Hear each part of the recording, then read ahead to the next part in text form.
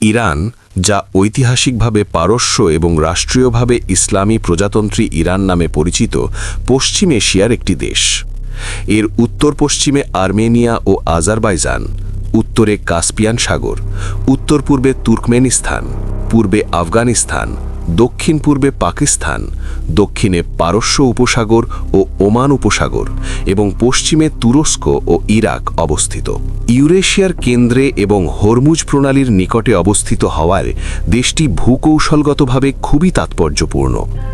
ইরানের রাজধানী তেহরান, যা পশ্চিম এশিয়ার সবচেয়ে জনবহুল শহর, যার জনসংখ্যা 8.8 মিলিয়ন এবং মহানগর অঞ্চল মিলিয়ে 15 মিলিয়নেরও বেশি।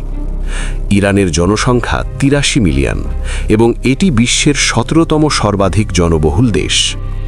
16,48,195 বর্গ কিলোমিটার আয়তনের এই দেশটি মধ্যপ্রাচ্যের দ্বিতীয় বৃহত্তম এবং পৃথিবীর সপ্তদশ বৃহত্তম রাষ্ট্র। ইরানে বিশ্বের অন্যতম বৃহৎ খনিজ তেল ও প্রাকৃতিক গ্যাসের ভাণ্ডার আছে। পারস্য উপসাগরের অন্যান্য তেল সমৃদ্ধ দেশের মতো ইরানেও তেল রপ্তানি দেশটির অর্থনীতির মূল চালিকা শক্তি। ইরানের সর্বোচ্চ নেতা হল রাহবার। আলী খামেনি ছিলেন বর্তমানে ইরানের সর্বোচ্চ ধর্মীয় নেতা। রাহবারের তুলনায় রাষ্ট্রপতির ক্ষমতা সীমিত। রাহবার হলেন সশস্ত্র বাহিনীর সর্বাধিনায়ক, সামরিক গোয়েন্দা তথ্য এবং নিরাপত্তা কার্যক্রম নিয়ন্ত্রণ এবং যুদ্ধ বা শান্তি ঘোষণা করার একমাত্র ক্ষমতার অধিকারী। রাহবার বিচার বিভাগ, রাষ্ট্রীয় রেডিও ও টেলিভিশন নেটওয়ার্কের প্রধান, পুলিশ ও সামরিক বাহিনীর কমান্ডার এবং অভিভাবক পরিষদের সদস্যদেরও নিয়োগ করে। রাহবারের সম্মতিতেই প্রধানমন্ত্রীদের নির্বাচিত করা হয়, যাদের বৈদেশিক নীতির বিষয়ে চূড়ান্ত সিদ্ধান্ত নেবার ক্ষমতা থাকে।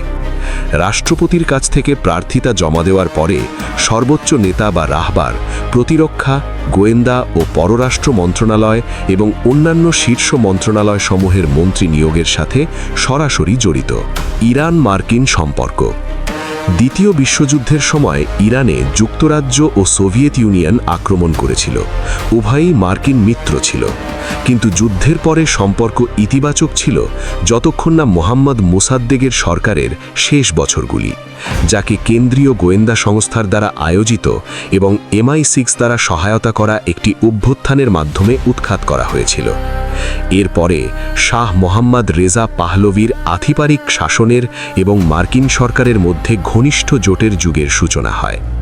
শীতল যুদ্ধের সময় ইরান ছিল আমেরিকার অন্যতম ঘনিষ্ঠ মিত্র, যা পরবর্তীতে 1979 সালের ইরানি বিপ্লবের পর দুই দেশের মধ্যে নাটকীয় বিপর্যয় এবং মতবিরোধের জন্ম দেয়। 7 এপ্রিল 1980 সাল থেকে দুই দেশের মধ্যে কোনো আনুষ্ঠানিক দূতাবাস সম্পর্ক নেই।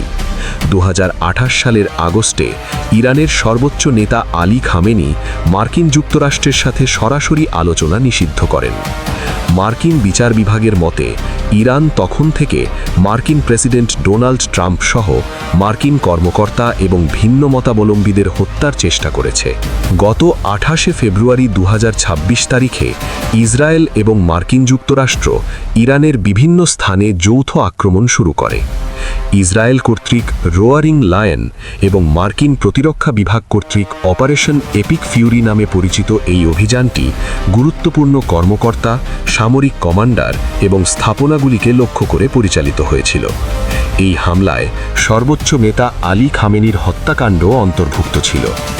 আলী খামেনির মৃত্যুতে দেশের উপর এর সাময়িক প্রভাব পড়লেও দ্রুত সময়ের মধ্যে তা ইরান কাটিয়ে উঠতে পারবে বলে অনেকে মনে করেন।